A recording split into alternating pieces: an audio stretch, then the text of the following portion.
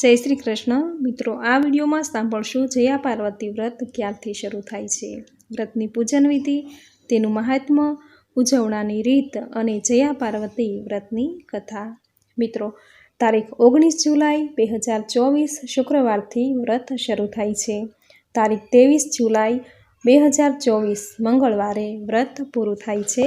મંગળવારે વ્રતનું જાગરણ આવે છે।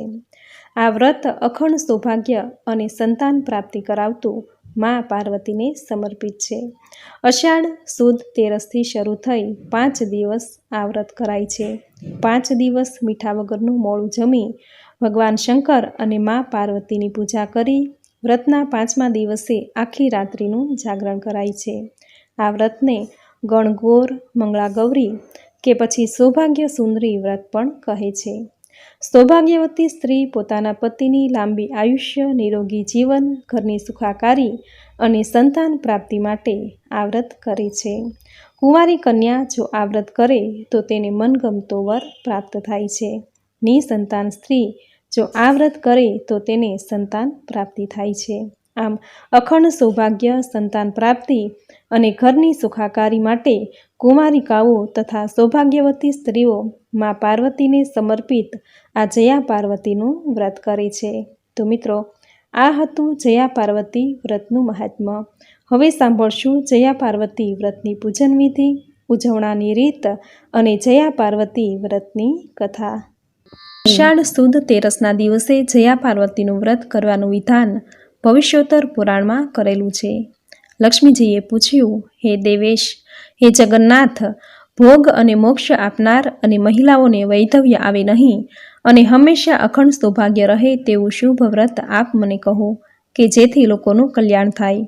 ત્યારે ભગવાન વિષ્ણુ બોલ્યા, હે દેવી, તમે સાચું બોલ્યા છો, તમારું વચન મિથ્યા થશે નહીં। હું પૂર્વે નહીં કહેલું આ વ્રત તમને કહીશ। એ વ્રત અકથ્ય છે, ગુહ્ય છે, પવિત્ર છે અને સઘળા પાપોનો ક્ષય કરનારું છે। આ વ્રત કરવાથી સ્ત્રીઓ વિધવા થતી નથી। આ વ્રત અષાઢ સુદ તેરસને દિવસે કરવું। પ્રાતઃકાળમાં વનસ્પતિની પ્રાર્થના કરતાં કહેવું કે હે વનસ્પતે, આયુષ્ય, બળ, તેજ, પ્રજા, પશુ, ધન, બ્રહ્મજ્ઞાન અને મેઘા મને આપો। આ મંત્ર ભણીને દાતણ કરવું અને પછી નિયમ લેવો। નિયમથી જ વ્રતનું ફળ પ્રાપ્ત થાય છે। નિયમ વિના વ્રત નિષ્ફળ જાય છે। એટલે નિયમ લઈને જ પ્રયત્નપૂર્વક વ્રત કરવું કે હું સદા પ્રમોદિત રહી ધ્યાનથી એકવાર સ્વાદ રહિત ભોજન કરીશ અને હે ભગવાન, મારું પાપ હરો એવો નિયમ લેવો। સુવર્ણની અથવા રજતની અગર માટીની વૃષભ પર બિરાજેલા ઉમા મહેશ્વરની મૂર્તિ તૈયાર કરવી। ગોષ્ઠમાં, દેવાલયમાં અથવા બ્રાહ્મણના ઘરમાં એ મૂર્તિની વેદ મંત્રોથી પ્રતિષ્ઠા કરવી। એ દિવસે જોઈનું દાતણ કરવું। વિધિપૂર્વક સ્નાન કરીને પૂજનનો પ્રારંભ કરવો। ત્યાર પછી પાર્વતી મહેશ્વરને કુમકુમ, અગર, કસ્તુરી, સિંદૂર અને અષ્ટગંધ અર્પણ કરવા। પછી ચંપો, કમળ, જોઈ અને બીજા ઋતુજન્ય પુષ્પો અર્પણ કરવા। પછી યજ્ઞોપવિત અને દુર્વા અર્પણ કરવી। ભગવતી ઉમાને પ્રાર્થના કરતાં કહેવું કે હે આદ્યે, હે દેવી, હે શર્વાણી, હે શંકરપ્રિયે, મારા અર્પેલો આ અધર્ય ગ્રહણ કરો અને મારા પર પ્રસન્ન થાવો। આ રીતે પવિત્ર મંત્ર ભણીને પવિત્ર જળ, બિલ્વ ફળ, દ્રાક્ષ, દાડમ તથા બીજા ઋતુજન્ય ફળો અને 2 વસ્ત્ર સહિત અધર્ય આપવું અને ઉત્તમ વિદ્વાન બ્રાહ્મણો પાસે કથા સાંભળવી। ભગવતી લક્ષ્મી બોલ્યા, હે અચ્યુત, હે આદિરૂપ, હે મહાપ્રાજ્ઞ, હે વૃદ્ધિક્ષયકારક, હે વૃત્યાધ્યક્ષ, આપને નમન હો। આપ મારા પર અનુગ્રહ કરીને હવે કહો કે આ વ્રત પૂર્વે કોણે કર્યું હતું? આ પૃથ્વીમાં ક્યાંથી આવ્યું? હે જગદીશ્વર, આ બધું મને અવશ્ય કહો। ભગવાન વિષ્ણુ બોલ્યા, આ વિશે મા પાર્વતીજીની કથા કહું છું, જેના શ્રવણ માત્રથી જ મનુષ્ય બધા જ પાપોમાંથી મુક્ત થાય છે। પૂર્વે સત્યયુગમાં કૌંડિન્યપુર નામના સુંદર વનમાં વામન નામે એક બ્રાહ્મણ રહેતો હતો। એ વેદ, તત્વજ્ઞ, સત્યપ્રિય, ગુણવાન, પવિત્ર અને શીલ સંપન્ન હતો। તેને પરમ રમ્ય, પતિવ્રત, ધર્મ પાળનારી, રૂપગુણથી સંપન્ન, પતિપરાયણ, સત્યવાદી સત્યા નામે પત્ની હતી। દ્વિજદેવ, ધન, કીર્તિ અને વિદ્યાથી પૂર્ણ હતો। ઈશ્વર પર અનન્ય શ્રદ્ધા, સુખી જીવન, દિવસનો વધારે પડતો સમય પ્રભુ ભજનમાં જ વ્યતીત કરે। તેમના જીવનમાં તેમને એક ખોટ ચાલતી અને તે હતી તેના જીવનમાં સંતાનનો અભાવ, પૈસે ટકે કોઈ કમી નહીં, પણ બાળકની ખોટ એ જ તેના જીવનની મોટી ખોટ હતી. ઘરમાં ધનના તો ઢગલે ઢગલા, પણ પાછળ કોઈ ભોગવનાર નહીં. અચાનક એક દિવસ મહર્ષિ નારદજીનું આગમન થયું. ખૂબ જ પ્રેમથી ભાવભર્યું સ્વાગત કરી તેમને અધર્ય, ખાદ્ય વગેરે સમય પૂજા કરી. નારદજી તો પ્રસન્ન થયા. નારદજીના દિલમાં બ્રાહ્મણની સ્થિતિ જોઈને દયા આવવાથી લાગણીવશ થઈ નારદજીએ વામન અને સત્યાને કહ્યું કે માંગો, તમે જે માંગો તે આપું. ત્યારે બ્રાહ્મણે કહ્યું કે હે નારદજી, બીજી તો કોઈ ખોટ નથી, પણ ઘરમાં શેર માટીની ખોટ છે. આ એ જ ખોટ અમારા જીવનમાં સતત ખટકે છે. માટે હે ભગવાન, સંતાન વિહોણા મારા જેવા દિનને પુત્ર પ્રાપ્તિ શી રીતે થાય તેવું કોઈ વરદાન આપો. ત્યારે નારદજી બોલ્યા, હે દ્વિજરાજ, તમારા નગરની દક્ષિણે બીલીનું વન છે. ત્યાં ભગવાન આશુતોષ શિવનું લિંગ સૂકા પાંદડાથી ઢંકાયેલું છે. તેને શોધી પૂજા કરવાથી તમને તેમની કૃપાથી સંતાન સાંપડશે. આટલું કહીને નારદજી તો વિદાય થઈ ગયા. બ્રાહ્મણ વામન પોતાની પત્ની સત્યા સાથે શિવલિંગની શોધમાં ગીચ જંગલમાં ચાલી નીકળ્યો. ભૂખ અને તરસ, તાપ અને તડકો બધું જ સહન કર્યું, છતાં ક્યાંય મંદિર દેખાયું નહીં. આખરે થાક્યા પાક્યા એક ઝાડ નીચે બેઠા અને વિચાર કરવા લાગ્યા કે હવે શું કરવું, આગળ જવું કે ઘેર પાછા વળવું. આમ વિચાર કરતા હતા ત્યાં જ તેની નજર સામે એક ટેકરો દેખાયો. અહીં તપાસ કરવાનું બાકી છે, આમ વિચાર કરીને ટેકરો ચડવા જાય છે. ત્યાં જોયું તો એક નાનું શિવ પાર્વતીનું મંદિર હતું. પુત્રની કામનાવાળા દંપતીને ઘણી મહેનત પછી ભગવાન મહારુદ્રનું લિંગ મળી આવ્યું. બ્રાહ્મણ દંપતીમાં આનંદનો કોઈ પાર નહીં. આજુબાજુનો કચરો કાઢી જગ્યા સાફ કરી, ઝાડા બાજી ગયેલા તે દૂર કર્યા. બહારથી પાણી લાવી આખું મંદિર ધોયું. પછી ભગવાન શિવનું ખૂબ જ પ્રેમથી પૂજન કર્યું. બીલીપત્રો ચઢાવ્યા. પંચામૃત, પુષ્પ, પત્ર, ધૂપ, નૈવેદ્ય આદિ વિધિથી વ્રત પૂજા કરી. ભગવતી પાર્વતીની અપૂજ્ય પ્રતિમાની પૂજા કરી. વરદાન મળે નહીં ત્યાં સુધી ત્યાં રહેવાનો દંપતીએ નિર્ધાર કર્યો. આમ અનેક દિવસો વીતી ગયા. નિત્યક્રમ મુજબ દ્વિજરાજ પૂજાના ફળ લેવા જંગલમાં ગયો. તે ત્યાં તેને સાપ કરડ્યો. ઘણો સમય વીતી ગયો છતાં પણ એ પાછો ફર્યો નહીં. સત્યા એની ચિંતામાં દુઃખી થઈ અને શોધવા નીકળી.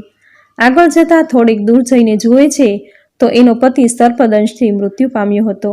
ઈશ્વરને શોધવા નીકળેલા પતિએ પ્રાણ ગુમાવ્યા. સત્યા તો છાતી ફાટ રુદન કરવા લાગી અને મૂર્છા ખાઈને પૃથ્વી પર પડી. થોડી વારે ભાનમાં આવતા મોટા સાદથી વિલાપ કરતી રડવા લાગી. પોતાના ભક્તની આ દશા જોઈ દેવી પાર્વતીને દયા આવી અને 16 શણગાર સજેલા મા પાર્વતી પ્રગટ થયા. બ્રાહ્મણ પત્ની તેના ચરણોમાં ઢળી પડી. માએ પ્રસન્ન થઈ આશીર્વાદ આપ્યા. માએ વામનના શરીરે સ્પર્શ કરી મોઢામાં અમૃત રેડી સજીવન કર્યો. કશું થયું ન હોય તેમ બ્રાહ્મણ તો આળસ મળીને બેઠો થયો. મા પાર્વતીએ બંનેને વરદાન માંગવા કહ્યું.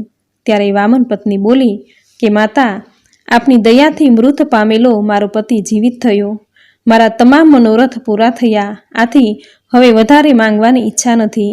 જો આપે મને વરદાન આપવું હોય તો મને પુત્ર નથી તો કૃપા કરીને મારી સંતાન પ્રાપ્તિની ઈચ્છા પૂર્ણ કરો.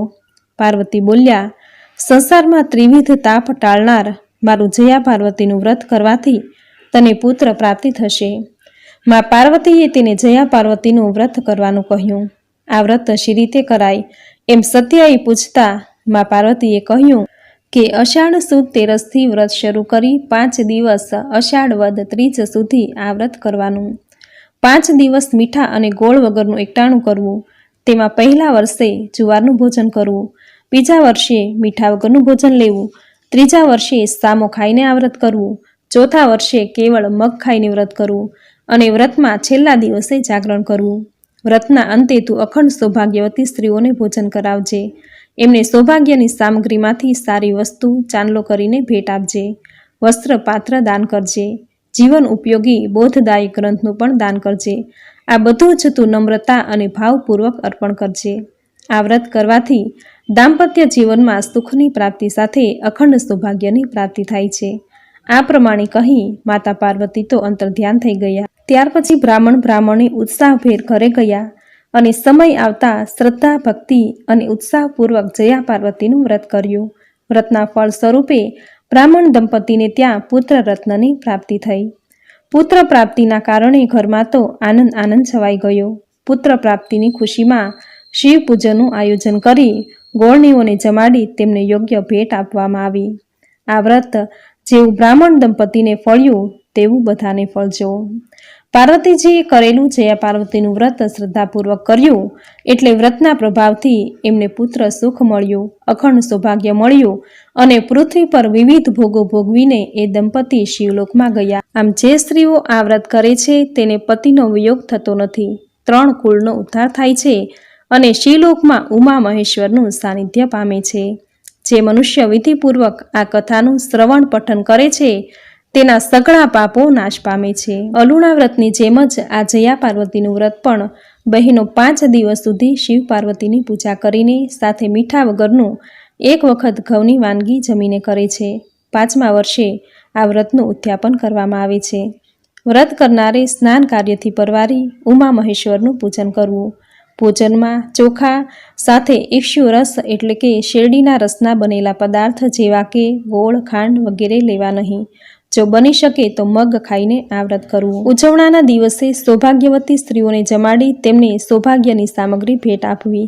તેમાં ચૂડી, ચાંદલા, કંકુની ડંબી, બ્લાઉઝ પીસ વગેરે યથાશક્તિ આપવામાં આવે છે.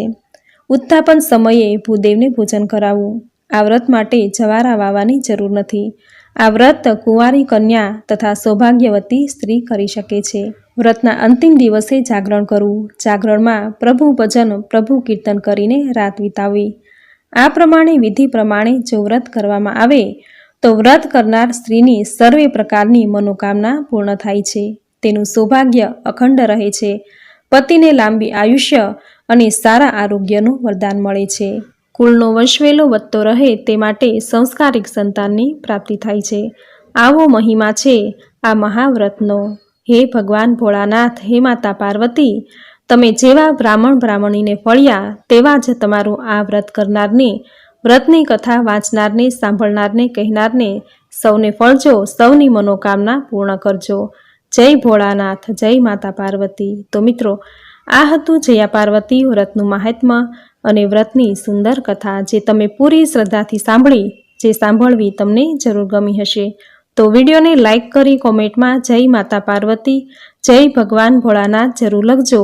ચેનલ પર નવા છો તો ચેનલ સબસ્ક્રાઈબ કરી બાજુમાં બેલ આઇકોન પ્રેસ કરી દેજો, જેથી આપણા આવનાર દરેક નવા વિડીયોની નોટિફિકેશન તમને મળતી રહે. તો ફરી મળીશું આવી જ નવી ધાર્મિક માહિતી, નવી ધાર્મિક કથા સાથે. ત્યાં સુધી આપ સૌને મારા જય શ્રી કૃષ્ણ.